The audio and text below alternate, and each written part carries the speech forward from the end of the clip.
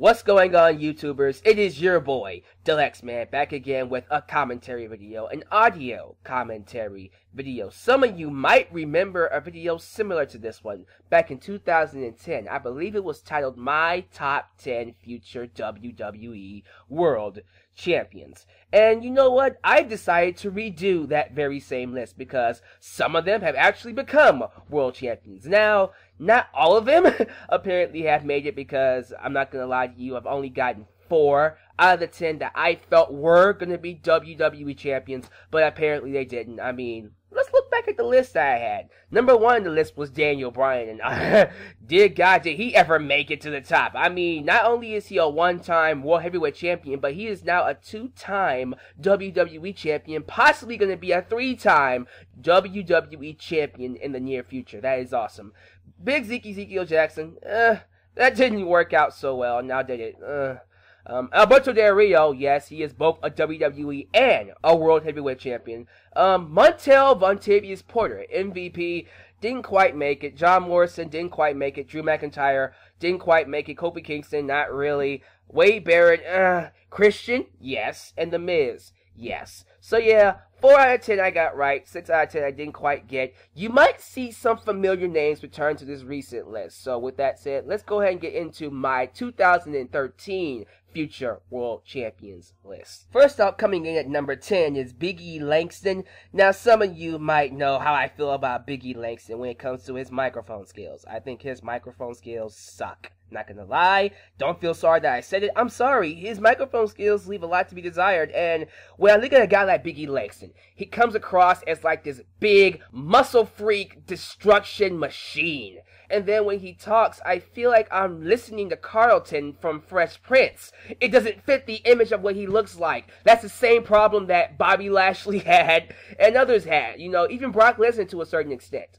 However, that is the only thing that I don't necessarily like about Big E Langston. Everything else is awesome. I think he has an amazing look. He has muscles on top of muscles. Seriously, the guy looks like he can beat anybody up. It's crazy. He has a natural charm to him. You know, there's something about him that just makes me like him. And also, he's really good inside the ring. You don't see a lot of big men his size be good athletes inside the ring. All they can do is just lift you up and power slam you. No, he can run, he can jump, he's athletic in a lot of ways, and he can bench press you. Over time, after honing his skills a little bit more, I do see Big E Langston eventually becoming a World Heavyweight Champion. Now, I don't have him down for a WWE Champion, honestly. I don't see him becoming the #1 guy in the company, but I do see him one day becoming a World Heavyweight Champion. I think that is a legitimate goal for him, especially if he gets himself a mouthpiece. I think if Big E Langston gets him a mouthpiece, he will soar to new heights, because that's his only weakness to me personally, his microphone skills. So let's see how things work out for Big E Langston in the near future. Next on my list is Bray Wyatt. I see Bray Wyatt easily becoming a World Heavyweight Champion. Again, like Big E Langston, don't really see him being the face of the company or the top heel in the company. Now, that could change, alright? Listen, this is not set in stone. This is my opinion. If you watched my previous video, you will obviously know that I can't tell the future. Everything I say is not going to happen. For all we know, Big E Langston could be a WWE Champion, and so could Bray Wyatt. But for me, I only see Bray Wyatt being a World Heavyweight Champion. Not saying he won't be a good one. He's going to be a great one. I know he will be. He's an awesome talent. He could be an awesome bad guy, an awesome antagonist, the type of guy that will help make fans care about the baby faces. You know, the Triple H of our generation. Probably even better than that, the Kane or Undertaker of our generation. That evil entity that looks to cause destruction, and only destruction because he wants to and he loves it, because he gets some sick, twisted pleasure out of it. That's the type of person that would create awesome programs and would make for an awesome world champion. And Bray Wyatt isn't bad inside the ring either. The guy can go. The guy can actually put on a good match if he needs to. For a big guy his size, the man can run. And he knows what it takes to make a match serious and good. So when you have someone like Bray Wyatt that's awesome on the microphone, has an awesome character, and can wrestle inside the ring, why would you not want to make him a World Heavyweight Champion? So yes, Bray Wyatt to me will eventually, sometime in the near future, be a World Heavyweight Champion. Next up at number 8 is Roman Reigns from The Shield. And believe it or not, I have Roman Reigns down for a WWE champion. Yes, I do see Roman Reigns becoming a WWE champion. One, because of his size, and you know how Vince McMahon loves his big man. Two, because of his look. He has that type of pretty boy look that will have the women swooning over him, you know, going goo goo gaga over him. And three, he's actually not that bad inside the ring. As a matter of fact, he's really good inside the ring. He can work multiple styles. He's a powerhouse, and he can also work at a faster pace than usual. And let's not forget, he is Samoan, and he is related to The Rock, so that might also give him a leverage to that WWE Championship scene. And you know what? I can see him being a good WWE Champion. He has all the tools to be one. Only time will tell, really, so let's see what happens to Roman Reigns in the near future. Next on my list was also on my previous list in 2010. His name is Wade Barrett. Honestly, he almost didn't make the list. I'm almost at the point now where I feel like Wade Barrett is going to be a mid-carder or one of those wrestlers that never become a world champion, although he does deserve it. I felt like if he was ever going to make him a world champion, it should have been when he was leader of the Nexus. And since then, he's been floundering in mid-card hell, winning IC championships that didn't go anywhere, and he's done it multiple times. Honestly, he has yet to have one meaningful run, and both of those titles hurt his chances of looking like a legit world champion. And even now, with him barely being featured on TV and him barely winning matches, it's looking very bleak of him ever becoming a world champion. So, why is he on this list? Because I still have hope that he could become a legitimate world champion. And although it looks pretty bleak right now, I think this only can come when he's a babyface and not a heel. I felt like the WWE has killed any of his chances of being a legitimate world champion as a heel. But as a face, it opens the realm for new possibilities because, first off, Wade Barrett has not been a face before. And also, you can do a lot of good things with a street fighter from England when he's a good guy. I'm telling you. Maybe you can mix in a Fight Club persona with him and have him be like some kind of a street fighter that has his own type of match. Maybe have like a match similar to what happens in Fight Club. You know, find a dark alley where he fights people on the streets and stuff like that. And you can really make that work. You can appeal to a lot of audiences with that type of Wade Barrett. Maybe you can even work some kind of an anti-hero with that. But if Wade Barrett is going to have any type of chance of being a world champion, it has to be as a face. And look, guys, although Wade Barrett has blocked me on Twitter, I will still say he's a really good talent. I will still say he's awesome on the microphone. I will still say he has an awesome look, and I will still say he has the presence of a world champion. Although I will say he needs to work on his in-ring ability just a tad bit more. The guy just about covers all the criteria to be a world heavyweight champion. Oh, and also getting him a legitimate theme song. I swear to God, Wade Barrett has had more theme songs than anybody I know, and I'm serious. When you consider all the theme songs he's had with the Nexus theme, all the 7, 8, 9, 10 core themes, and his recent themes, I think he's had like 5 variations of that one, and then this one, God Save the Queen. Good God, how many themes does he need? So hopefully, if WWE has any aspirations to ever make him a world champion, they actually find him a theme that's suitable for who he is, that doesn't need to be changed 10,000 times, and they make him a solid, likable, badass, babyface character. Because that is the only way Wade Barrett is going to be a world champion. And he deserves it, you know. I do believe Wade Barrett does deserve to be a world champion one day. Okay, this next one might be controversial, but I truly feel this way. Drew McIntyre, even now, with his gimmick in 3MB. And you know what? I've heard some news that he might be leaving 3MB soon. So I'll get to that in a second. But despite how badly Drew McIntyre has been booked over the last few years, I still think, even now, there's a big possibility, if pushed right and given back the Chosen One gimmick, he can be a world heavyweight champion. Definitely. WWE champion, it's in the air, it's still possible, but you know what? Right now, being the world heavyweight champion is a more legitimate goal than being a WWE champion. If he ever does become a WWE champion one day, I will be happy for him. But dear God, ever since that fight with Tiffany, Drew McIntyre has been dumped like a bag of chips. They had treated him like crap. And it's sad because he's a good talent. Everyone in their mamas know Drew McIntyre is an awesome talent. He's very athletic inside the ring. He had an awesome heel character back in 2009 when he was Vince McMahon's Chosen One, and he had his record expunged every single time he lost a match. He got some awesome heat, and he had really good matches as the IC champion. He has an intimidating look, he has an awesome ring presence, and you know what? His theme song rocks. I love his theme song, Broken Dreams. One of my favorite WWE theme songs right now. So I really do hope Drew McIntyre gets a push back to the World Championship scene. He deserves it. He can work a really good character. He can work a really good match. He can work a really good main event role if given to him. Bret Hart supports him. And other legends support Drew McIntyre as well. But the reason why he's on this list is because I saw a recent report that the WWE plans to return Drew McIntyre back to his Chosen One gimmick, or a gimmick similar to it, where he actually looks like a legitimate force again. I hope to God that's true, and if it's true, I hope he gets a run towards that World Championship and actually gets it, because he's been deserving of one for a very long time. So here's hoping that WWE does give Drew McIntyre another opportunity to be a world champion, and he runs with it. The next person on my list is also long overdue for a World Heavyweight Championship run. His name is Kofi Kingston. It still baffles me to this day that Kofi Kingston has yet to get a World Heavyweight Championship shot. It's like ever since that stunt in 2009 with Randy Orton, his career has just floundered, and he's been stagnant in the mid-card scene, winning US Championship, IC Championship, Tag Team Championship,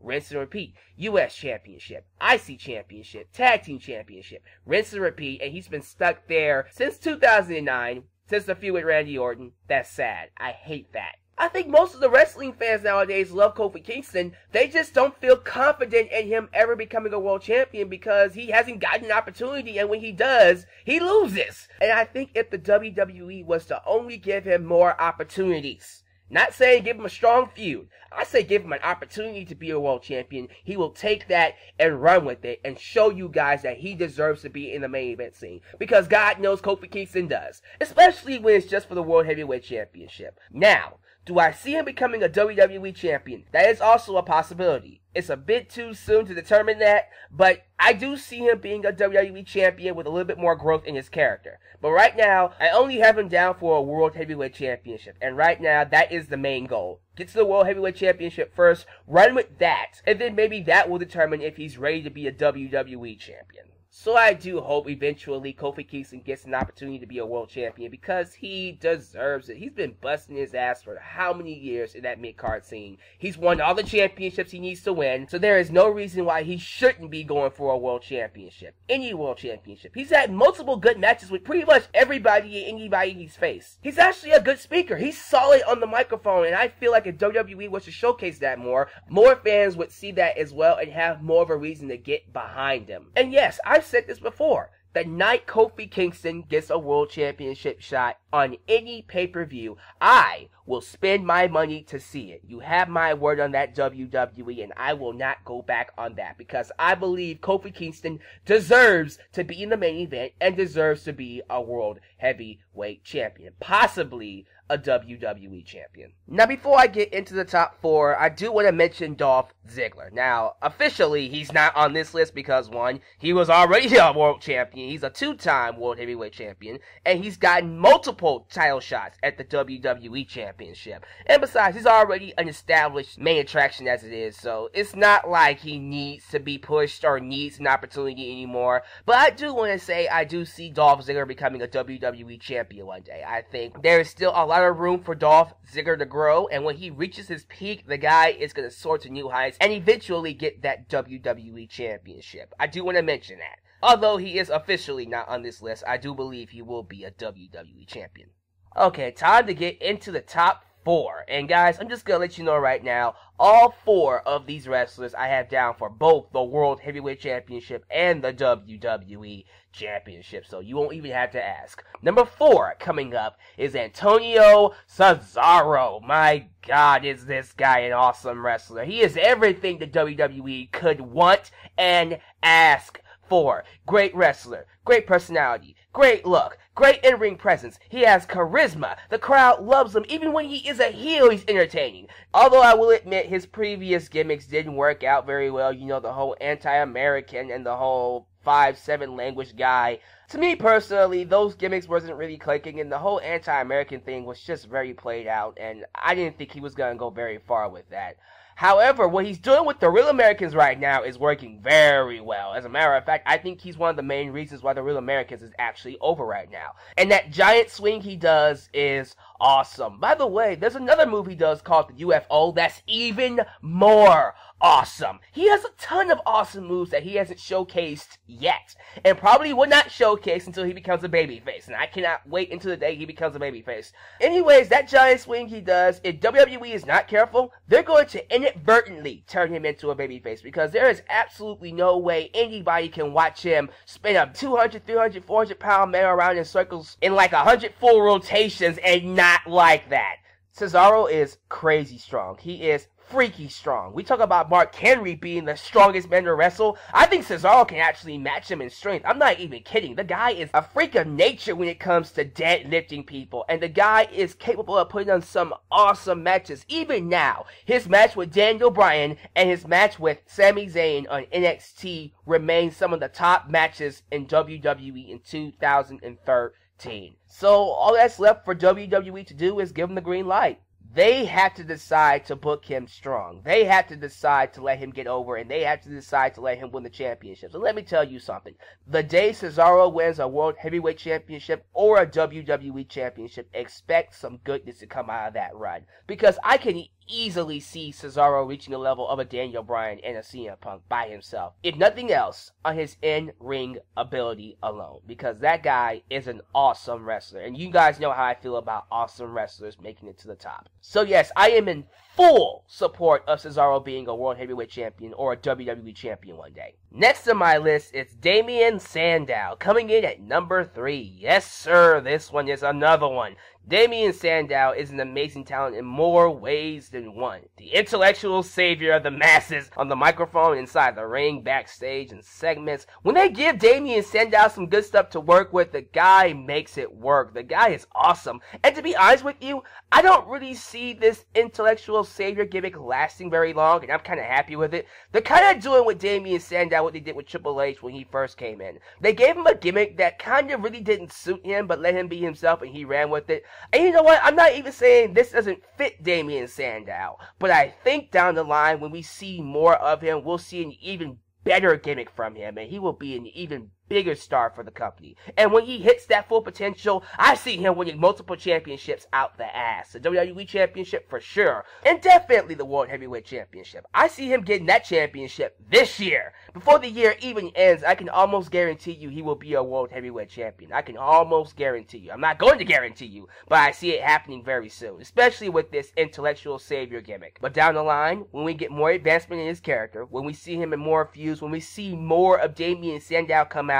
I can easily see this guy being a WWE champion for sure. Idol Stevens, Damien Sandow, whatever you want to call him, is a future main eventer, is a future main attraction if WWE wants to make him one. If they are serious about Damien Sandow, you will see him in the main events and you will see him wrecking shop. I guarantee you. And in 2 or 3 years, when he's wrecking shop, I will turn back around and tell you guys, you're welcome. Moving on to number 2. Dean Ambrose. Guys, you know what I should do? I should just take a picture of Dean Ambrose with the WWE Championship and make that a main picture over this audio video and tell you, you are literally staring into a mirror of the future. Because I am betting money. I will bet my room that no matter what, no matter when, no matter where, Dean Ambrose will be a WWE champion. He is that awesome. I have that much faith in him. I have that much confidence in the talent that he is. He is that valuable. I'm telling you something right now. He's doing some really good work with the Shield, but I cannot wait until he gets off on his own and he brings back the Jon Moxley / Joker gimmick. Once they let him run with that in the WWE, the guy is going to do some awesome things, and he is going to blow so many minds with how awesome he is. He may not be the best in-ring performer, but what he lacks inside the ring, he makes up for in character. And I'm not even saying he's a bad wrestler. He just has more of a brawler, chaotic style than the technical wrestling style we expect from most of the indie folks. You know what I'm saying? But yeah, the day Dean Ambrose breaks away from the Shield and goes off on his own with the Joker gimmick, he is going to do a lot of awesome things with the WWE, and he might be one of the main reasons why we enter our new era. I have that much faith in Dean Ambrose, and we will see if that faith actually means something, okay? But he's number 2. I'm pretty sure you guys can already guess who's number 1, right? I hope so. Number 1 is Cody Rhodes. Absolutely. Guys, first off, let's get the basic stuff out of the way. American amateur wrestler, son of a legend, associated with world champions, has single-handedly brought notoriety back to the IC championship when nobody cared about it, has managed to take gimmicks that people normally wouldn't care about and make them work. The pretty boy gimmick, smoke and mirrors, the plastic mask grotesque gimmick, the mustache gimmick. I mean, like his brother and father, he's taken gimmicks that normally wouldn't work and made them awesome. And that's a great testament to his family, by the way. He's a former tag team champion. He's involved in a really good program with the McMahons nowadays. And he's already considered to be one of the best wrestlers or talents in the WWE. And here's the crazy thing. He's only 28, 29 years old. Think about what I just said. When John Cena is 48, 49 or retired, Cody Rhodes will be 37, 38, 39. He has an entire decade in front of him. He hasn't even reached his peak yet. And he's already better than most of the roster we have right now. We haven't even gotten the best out of Cody Rhodes. And he can only go up from here. And you want to know why? One thing I like about Cody Rhodes is that he has a chip on his shoulder. He doesn't settle for mediocrity. He is always pushing himself to be the best that he can be. And I think that is always a plus. That is always a plus for anybody trying to be the top of the company. And you know what? If he maintains his in-ring ability and maintains his charisma in the next 10 years, I see Cody Rhodes easily being the face of the WWE. I'm putting that out there. I don't care what anybody says. I have a lot of faith in Cody Rhodes, just like I have a lot of faith in Daniel Bryan, CM Punk, and Dolph Ziggler being the top of the company. I am so serious about that, and I hope nothing happens to him along the way. I see this guy winning multiple world championships, WWE and World Heavyweight Championships, definitely. And I cannot wait until the day they start featuring him as a main event player. It's not going to happen anytime soon, and you know what? I'm happy they're not doing it anytime soon. Let him grow. Let him reach his full potential first, and then put him in the main event scene. Because then when he's at his full potential and he's able to do some awesome things, he will do wondrous things for the WWE. Cody Rhodes will definitely be a top main attraction of WWE one day. So yeah, guys, that is my top 10 future world champions. Share your thoughts down below about who I picked on this list, how you felt about them. Do you think they deserve to be in this list? Or if I missed someone, who do you think should have been on this list? Tell me down below. Make your own top 10 future world championship lists. You can do so in the comment section or in the video response to what you do. With that said, guys, please subscribe, like me on Facebook, follow me on Twitter, check out my second channel for tributes and mashups, and check out Wrestling Paradise. Everything down below in the description box, and I'll catch you guys in my next video. Your boy, the Alyx Man, signing off. Peace out.